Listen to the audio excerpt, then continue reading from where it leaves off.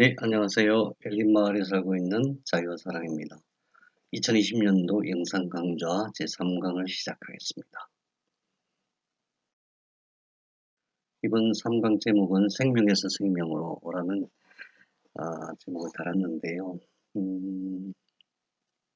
지금까지는 생명 물질이 어떻게 만들어졌는가 이것을 살펴봤고, 이제 생명체가 어떻게 이 지구상에 탄생하는가 그런 내용을 살펴보려고 합니다. 네, 1강과 2강의 내용을 요약해보면은 모든 생명 물질은 큰 옵스, 탄소, 수소, 질소, 산소, 인과 황으로 되어 있다. 이 여섯 가지의 원자들을 변화시키는 것은 전자이다. 전자와 양성자이다. 전자와 양성자 그 사이에서 존재하는 에너지가 광자이다. 이런 설명을 드렸고요.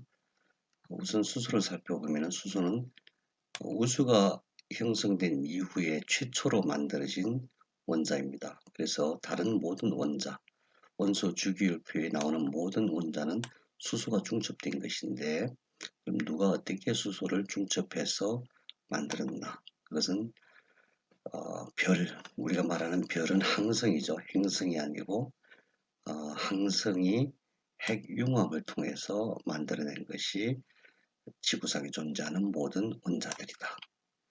근데 수소는 양성자 하나와 전자 하나로 되어 있잖아요. 그래서 전자가 떠나면은 양성자가 되는 것이고, 전자가 붙으면은 수소 원자가 됩니다. 그래서 양성자라고 하는 것은 수소에서 전자가 떠나간 상태. 이 양성자를 이해하는 게 왜 중요하냐면은 양성자와 전자의 비율, 양성자가 많으면은 그 산성인 상태가 되고, 또 전자가 많으면은 알칼리 상태가 되는 것이거든요.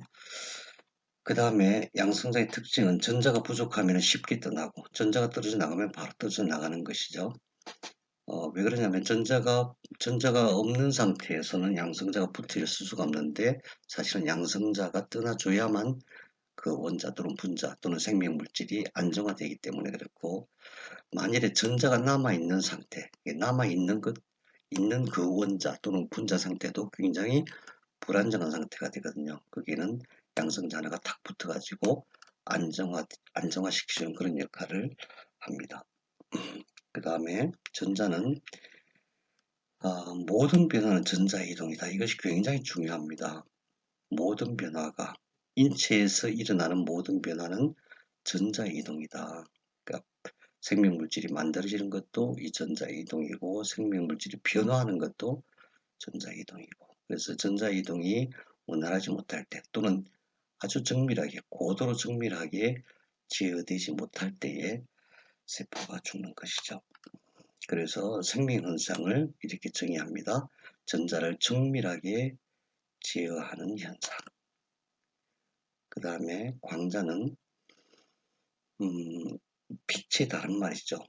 빛을 양자화했을 때, 다시 말해서 빛을 더 이상 쪼갤 수 없을 정도까지 쪼갰을 때, 그것을 광자라고 하는 것인데, 광자는 다시 말하면은 빛이기도 하고 또 전자기되기도 합니다. 그것은 전자가 진동할 때에, 우리가 전자가 진동할 때 전자기력이 발생한다고 하잖아요.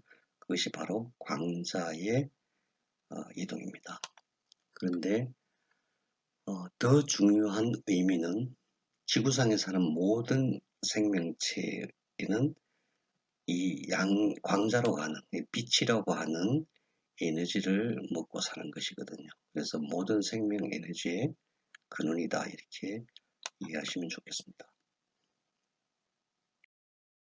네, 그래서 생명 물질은 우선 물에서 산소와 수소를 얻고, 그 다음에 이산화탄소에서 탄소를 얻어서, 이것이 수소 12개, 산소 6개, 탄소 6개가 조합되어져서 이런 포도당 형태, 글루코스 형태의 모든 생명 물질의 근본 형태로 만들어지는 것이 생명물질의 근본이다. 이런 의미죠.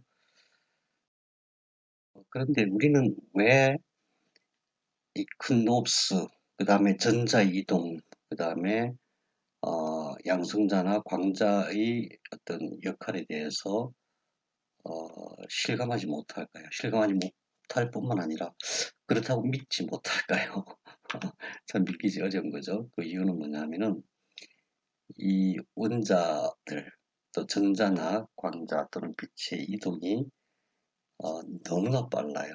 뭐 거의 10의 23승, 초당 10의 23승 또는 뭐 10의 20승 그런 정도의 속도이고 그 크기도 너무나 작죠. 대개 나노미터 단위거든요. 나노미터라고 하면 10억 분의 1미터니까 밀리미터로 따지면은 100만 분의 1밀리미터, 그러니까 1밀리미터를 100만 개를 쪼갠다고 생각해 보세요. 그렇게 작은 것들이거든요. 그리고 이것들이 움직이는 속도가 너무 빠르고 또 너무 많아요. 예를 들면은 우리 몸을 구성하고 있는 세포유소가 대략 60조 개라고 하죠. 누가 60조 개를 세어봤대? 뭐 이렇게 생각하실 수도 있는데 사실은 그 세포수를 계산하는 공식이 있어요.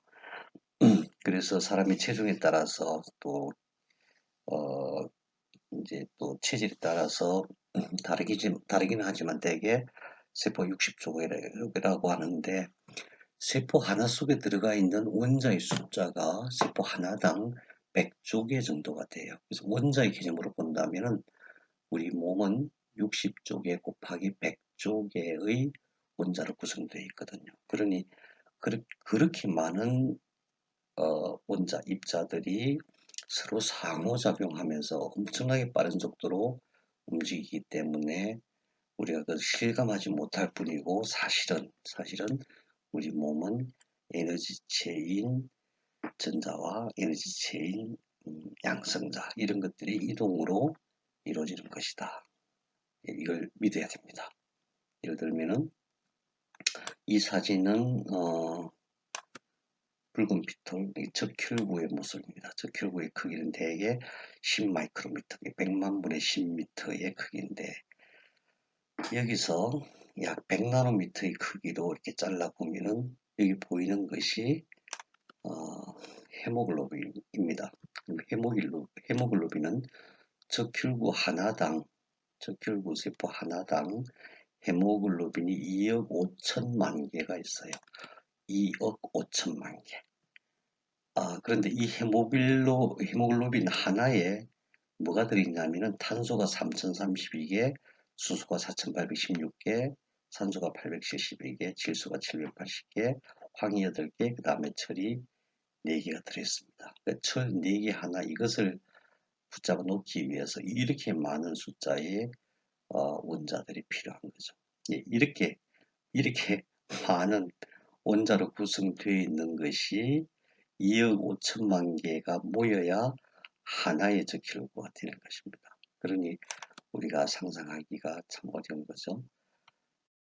하나는 콜라겐인데 근육을 이루고 있는 것이잖아요. 이 콜라겐도 이렇게 확대해서 살펴보면 전부 이렇게 원자로 되어져 있는데 셀 수 없을 만큼 우리가 상상도 할 수 없을 만큼 많은 숫자의 원자들이 엄청나게 빠른 속도로 움직이고 있는 그런 형태로 존재하고 있습니다.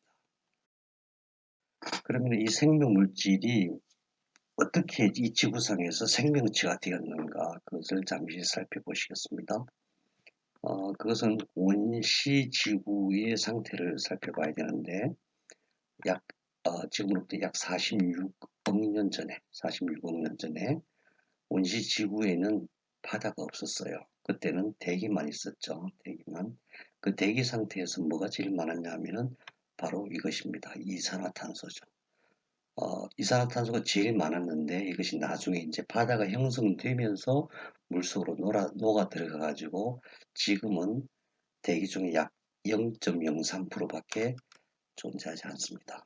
그 다음 두 번째로 질소가 이렇게 많았어요. 질소는 지금도 약 78% 정도 대기 약 78%가 질소로 되어 있습니다. 이 질소는 질소 원자들끼리 삼중결합으로 존재를 하기 때문에 이게 다른 것들하고 이렇게 잘 결합하지 못해 잘 분해되지 못하거든요. 그래서 번개가 칠 때 그때 이제 분해되어져서 우리가 활용할 수 있는 형태로 변화를 합니다. 그 다음에 원시 대기 상태에서는 산소가 없었어요. 산소가 없다가 이산화탄소가 물속에 녹아들면서 거기서 산소가 발생하기 시작했고 그것이 지금으로부터 약 38억 년 전에 일어난 사건입니다. 산소가 생겨남으로 인해서 드디어 이제 생명체가 만들어지기 시작했던 것입니다. 이것이 원시지구 상태를 나타낸 그림인데 지구는 엄청나게 뜨거운 상태고 대기 중에는 너무 뜨겁기 때문에 액체가 없는 기체 상태의 물과 암모니아 가스, 메탄 가스, 이산화탄소 이런 것들만 있다가 지구의 온도가 내려가면서 냉각되면서 이 기체 상태의 물이 바다를 만들게 되고 이 바다 속에 이산화탄소가 녹아들면서 드디어 이런 유기물질이 만들어지기 시작했던 것입니다. 그래서 대기 상태에서는 기체 상태의 물, 다시 말해 수증기가 있었고 메탄가스, 암모니아가스, 이산화탄소 가스가 있었습니다. 이 바다가 형성된 이후에 기체 상태의 물이 액체 상태의 물이 되었고 이 물에서 광분해 현상, 그러니까 빛이 쪼이면서 분해되어져 가지고 전자와 양성자와 산소가 나오게 된 거죠. 아까 말씀드렸다시피 생명체의 가장 근본은 탄소수, 산소, 질소, 그 다음에 인황이잖아요. 인황은 대기 상태에도 굉장히 많았고 전자와 양성자, 그 다음에 산소, 그 다음에 질소, 탄소가 나와야 되는데 이제 암모니아에서 질소가 나왔고 이산화탄소에서 탄소가 나와서 최종적으로 C6H12O6라고 하는 이런 형태의 가장 기본적인 생명물질의 기본적인 구조체가 만들어지게 된 것입니다. 이것은 밀러 실험이라고 하는 것인데 1953년도에 밀러라는 사람이 원시지구 상태를 실험실에서 구현을 해가지고 이 기본적인 생명물질, 생명체가 만들어지는 것을 확인했거든요. 그 이후로도 굉장히 다양한 실험이 이루어졌는데 그때에 이제 고전압의 전류를 흘려서 방전, 이 방전이라고 하는 것은 원시지구 상태에 있었던 그 번개 현상, 번개가 엄청나게 많이 쳤거든요. 그것을 구현한 것이고 거기에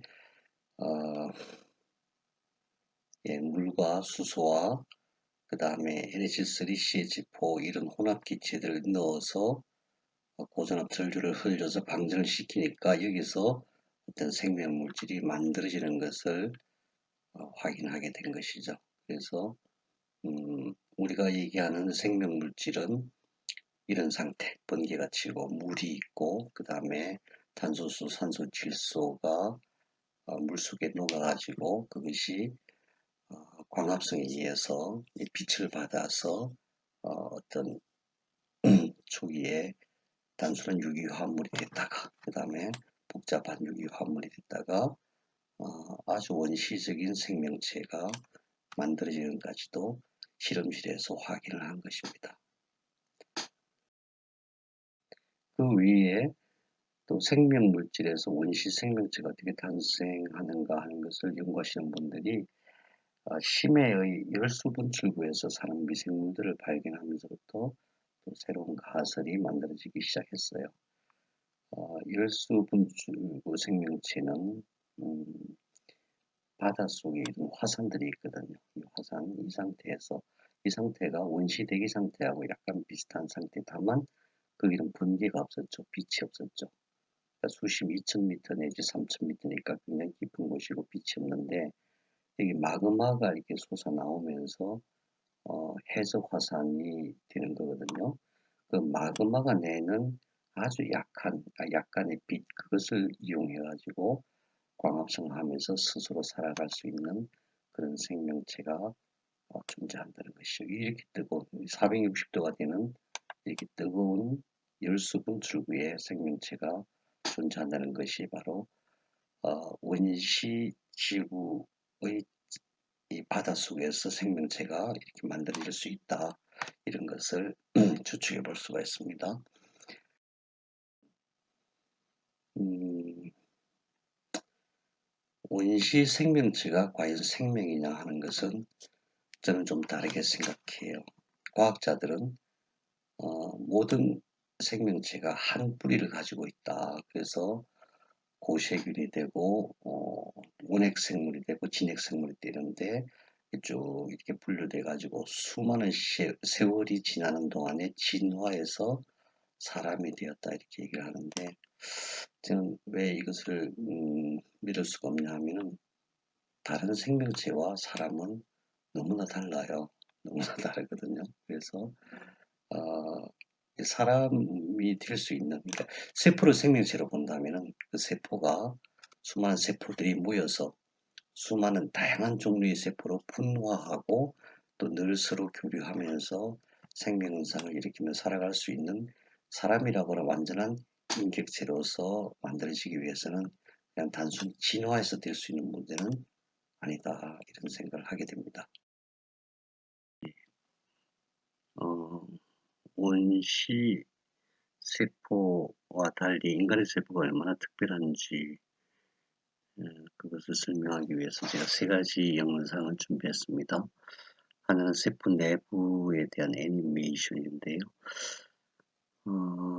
네 가지 관점에서 한번 보시기 바랍니다. 하나는 세포막과 핵막이 어떻게 형성되어 있는지, 그 다음 두 번째는 에너지를 자가 생산하는 모습이 어떤 모습인지, 그 다음에 생명물질을 어떻게 스스로 생산하는지, 그 다음에 어떻게 스스로 복제해서 분열해가지고 몸이 되어지는지.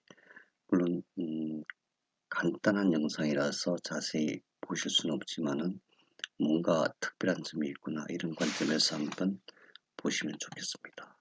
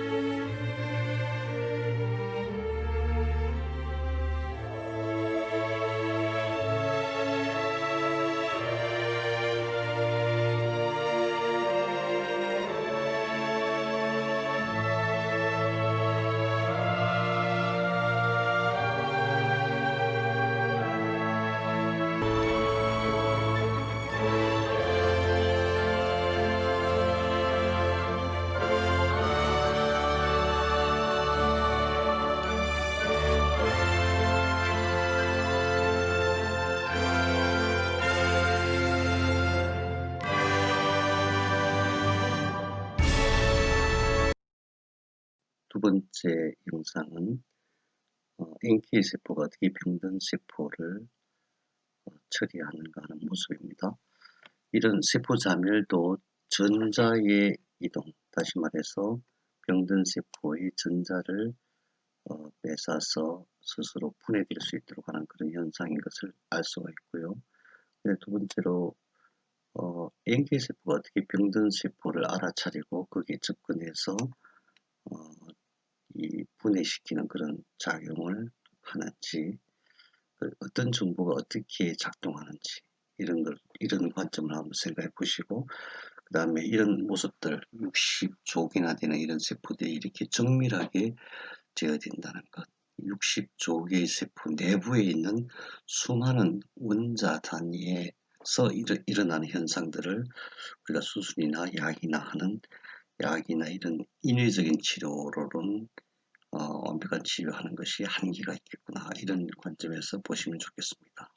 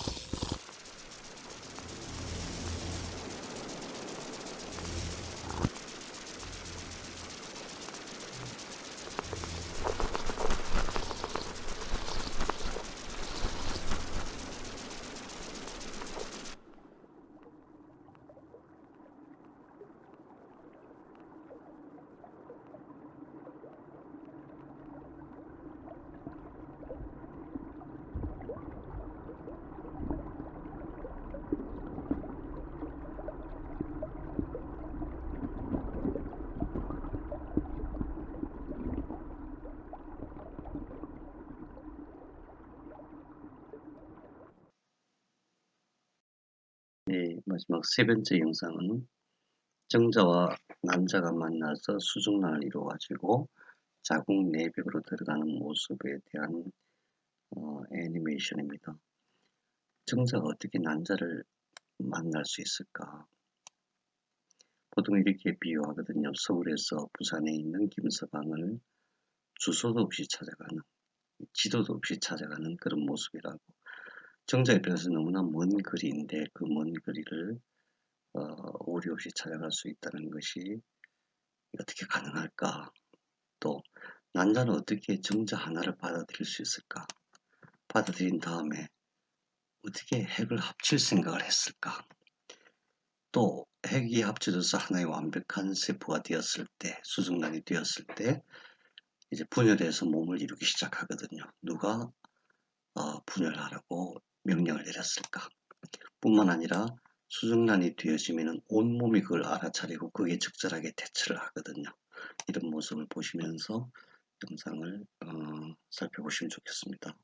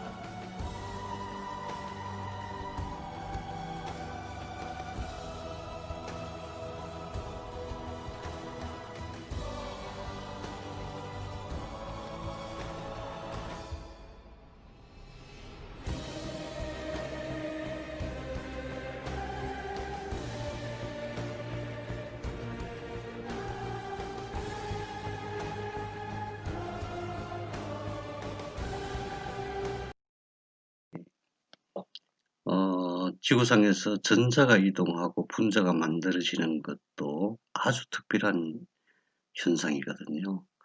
그게 항성, 다시 말해서 빛나는 별 속에서는 이루어질 수 없는 그런 현상이고, 우리가 알고 있는 대부분의 행성에서도 이런 일은 없습니다.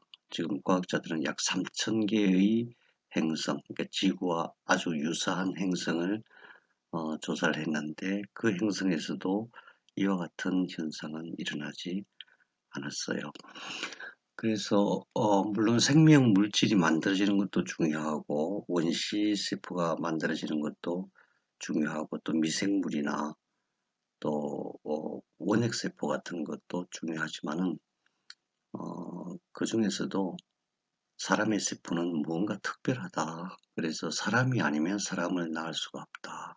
생명이 아니면 생명을 낳을 수 없다. 이런 관점에서 앞으로 몸에 대한 공부를 계속 하려고 합니다. 예, 오늘 강좌는 여기서 마치겠습니다.